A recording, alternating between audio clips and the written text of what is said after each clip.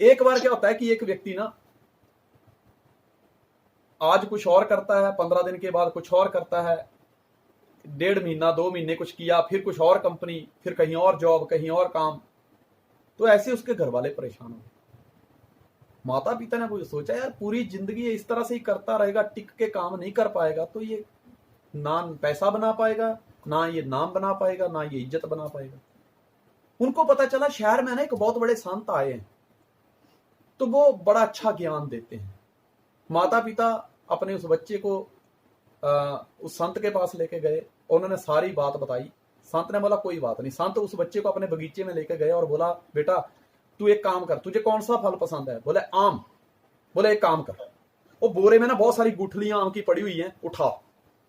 उसको बोला खड्डा खोद, इधर खड्डा खोदा और गुठलियां डाल दी, मिट्टी डाल दी। बोले चल हम आधा घंटा उधर बैठते हैं, फिर आधे घंटे बाद आम तैयार होंगे, फिर दोनों खाएंगे।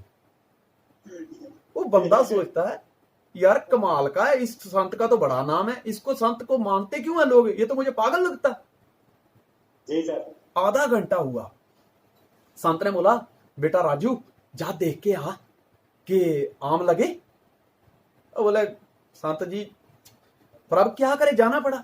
गया, बोले संत जी आम नहीं लगे। बोले अच्छा मेरे को लगता है थोड़ा और वेट करना पड़ेगा, 1-1.5 घंटा वेट किया। बोले बेटा राजू जा देख के आ आम लगे।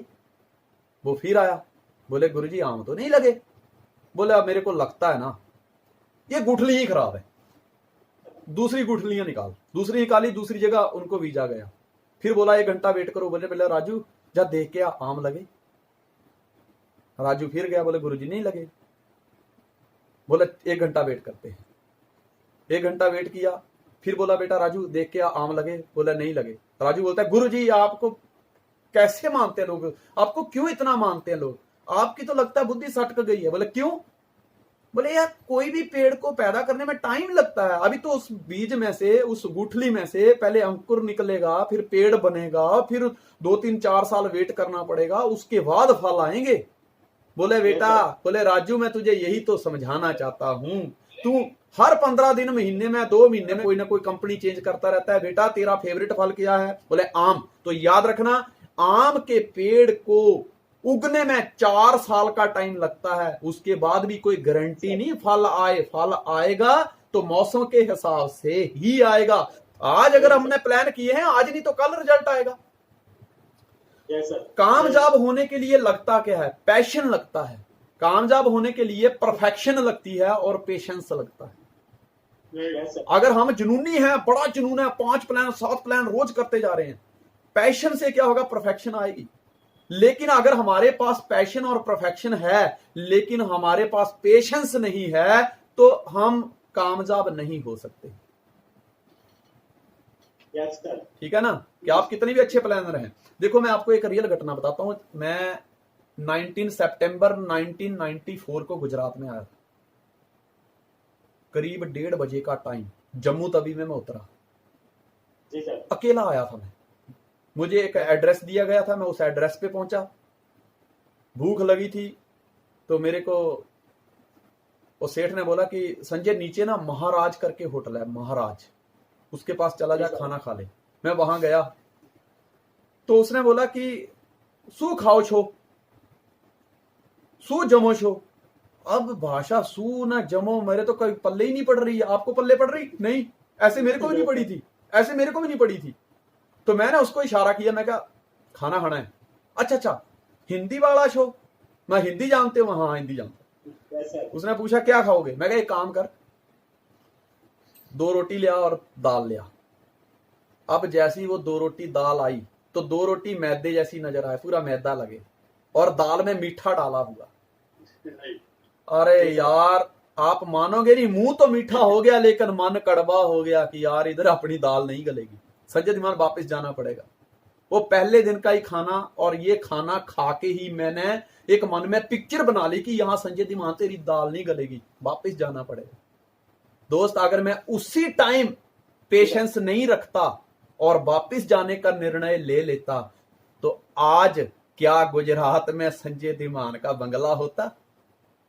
क्या आज मेरे पास शायद ड्यू सॉफ्ट भी नहीं होती?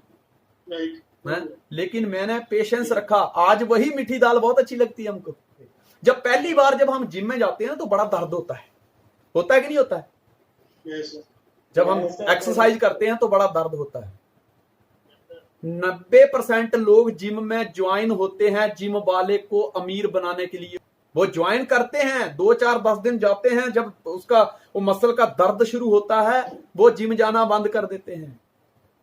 लेकिन अगर आप थोड़ा पेशेंस रखते हैं, अगर आप थोड़ा धैर्य रखते हैं, आप थोड़ा धीरज रखते हैं, तो वो दर्द टेम्परेरी दर्द है। आप जाना शुरू करिए, रेगुलर जाना शुरू करिए, पेशेंस रखिए, धीरे धीरे आपका वो दर्द गायब हो जाएगा और आप जैसा चाहते हो वैसा अपना बॉडी बना सकते हो। ये वैसा ही बिजनेस है, जब शुरुआत करते हैं तो दर्द होता है, जब लोग ना बोलते हैं इधर लगती है इधर, लेकिन पेशेंस रखिए, जहां विरोध होता है वही विकास होता है। कई बार क्या होता है, जितना पेशेंस रखोगे उतने ही ज्यादा आपको कामयाबी मिलेगी। कहते ना एक चुप 100 सुख। एक मूर्तिकार था, उसने 8 मूर्तियां बनाई और 9वां वो खुद, और मूर्तियां बनाई मतलब पूरा डुप्लीकेट, एकदम थोड़ा सा भी इधर उधर नहीं। तो किसी ने पूछा कि एक जैसी मूर्तियां सारी क्यों बनाई है और अपने ही रूप की क्यों बनाई? कहता बस जिस दिन मौत आएगी उसको चक्कमा दे दूंगा। थोड़ा उसको ज्ञान भी था। क्या हुआ कि एक दिन आ गए जमदूत और उसने क्या किया, उन मूर्तियों के बीच में सांस रोक के खड़ा हो गया। यमदूत पहली बार पिस गए। धर्मराज ने पूछा क्या हुआ? बोले आपने बोला था एक है, वहां तो 9 है, एक ही शक्ल के 9 हैं, एक ही जैसे 9 हैं, किसको उठाना है? तो धर्मराज समझ गए। बोले तुम एक काम करो, 2-3 जाओ इकट्ठे होके, थोड़ी सी बुराई करना, अपने आप पता चल जाएगा किसको लाना है। अब ये 2-3 यमदूत नीचे आए। अब इसको पता चल गया कि यमदूत आए हैं, वो फिर मूर्तियों के बीच में खड़ा हो गया अपनी सांस रोक के कि मौत को चकमा देना है। मिशन यही था, मौत को चकमा देना है। अब हुआ क्या कि एक ने तारीफ करने शुरू करी। बोला क्या मूर्तिकार रहा होगा यार, क्या जी जान लगा के इसने जान डाल दिया मूर्ति में। तो दूसरे ने बोला हाँ यार ये तो मानना पड़ेगा, बहुत ही जबरदस्त मूर्तिकार था, जबरदस्त मूर्तिकार था। तो तीसरे ने पता क्या बोला, खाक मूर्तिकार था, ऐसे मूर्तियां बनाते हैं। बोला नहीं अच्छी बनाई है। तो बोला ना ऐसे ऐसा मूर्तिकार मेरे को मिल जाए ना 2 मारो कान पे, ऐसी मूर्तियां बनाते हैं। बोले क्यों? बोले किसी की नाक टेढ़ी, किसी का मुंह टेढ़ा, किसी के कान टेढ़े। उसकी लगी सांसें फूलने, जैसे ही बुराई होने लगी उसकी सांसें फूलने लगी, उसको गुस्सा आने लगा और ये बुराई पे बुराई करता गया। इससे बर्दाश्त नहीं हुआ, ये अपना धैर्य खो बैठा और सामने से बोलता है कि तुम सिर्फ बुराई करना ही जानते हो, एक बनाओ तो जाने। बोला पकड़, यही है, इसी को लेके जाना, पकड़। अगर वो उस समय धैर्य रखता तो मौत को चकमा दे सकता था। दोस्त इसी तरह पेशेंस बनाना पड़ेगा, पेशेंस रखना पड़ेगा। रातों रात कामयाबी नहीं मिलती। लोगों को क्या लगता है कि बस आज शुरू किया है ना, जो हैप्पी सर ने कर दिया ना पिछले 20 सालों में, बस मैं 2 साल में कर लूं, बस ये पॉसिबल नहीं है। मैंने बताया ना, जिम में जाओ 10-15 दिन में बॉडी नहीं बनती। जो जाता है, जिसने मसल बनाया, उसको पूछो कितना दर्द लिया उसने, कितना वेट उठाया है, तब जाके ये गेन हुआ है। आपके शरीर में ही वो मसल छुपे हुए हैं, वो आपको ही निकालने हैं। अब पेन लेना पड़ेगा, पेन लोगे तो गेन करोगे। No pain no gain, no pain no gain, know the pain then you know the gain. तो दोस्त सिस्टम क्या है, स्पिल ओवर क्या है, रेशियो कैसे मेंटेन करनी है, 2:1 1:2 क्या है, माइल क्या है, इसका एंटीना सेट करने में हमको कम से कम 3-4 साल लग गए। तब समझ आई धीरे धीरे। यहां पे अगर कोई आज आके सोचता मैं 6 महीने में फटाफट 200 माइल कर जाऊं तो ये पॉसिबल नहीं है। मैंने देखा है लोगों के अंदर पेशेंस की कमी है, जिसकी वजह से वो मार्केट में जाते हैं तो उनको लॉस मिलता है। कभी एक कंपनी, कभी दूसरी कंपनी, कभी तीसरी कंपनी, हाथ पल्ला मार के जब उनका कुछ नहीं बनता तो लास्ट में उस लोमड़ी की तरह कहते हैं अंगूर खट्टे हैं। नहीं, अंगूर खट्टे हैं।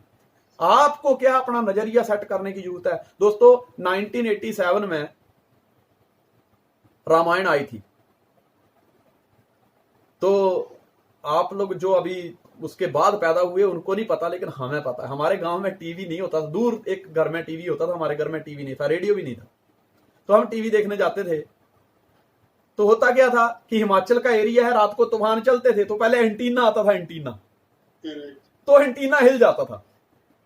हाँ, जैसे रामायण के टाइम में हम आधा घंटा पहले पहुंच जाते थे। एक क्या होता था, वहां पे वो स्लेट होते हैं, स्लेट पे पैर रखे तो स्लेट टूट सकता है घरों में, तो वो सबसे कम वजन वाला व्यक्ति ढूंढते थे कि वो जो उन स्लेटों पे पैर भी रखे, एंटीना भी सेट कर दे, तो अपन पहले चले जाते थे। तो जैसे ही वहां पे जब टीवी ऑन करें तो छिक छिक ऐसे करके आवाजें जो आने शुरू हो जाएं, तो बोले बेटा लगता है एंटीना हिल गया है, हैं? तो मेरे को चढ़ा देते थे वो छत पे, तो मैं एंटीना सेट करता था, नीचे आवाज देता था, अच्छा ठीक हो गया? बोले नहीं नहीं, थोड़ा ना, वो चाचा जो छोटे वाला चाचा है ना, उसके घर की तरफ घुमा, उधर घुमाया। बोले थोड़ा ज्यादा हो गया, अब जो वो एक काम कर तू, ये सूर्य की तरफ घुमा, तो उधर घुमाया। अच्छा बस बस बस रख इधर। तो बोला अब आ रहा है, आ रहा है। तो मैं कहा तो मैं आ जाऊं? नहीं नहीं नहीं नहीं, तू उधर ही रहना, तूफान चल रहा है, तू पकड़ के रखना, हम देख लेते हैं, थोड़ी आवाज ज्यादा करते हैं, तेरे को सुना देंगे।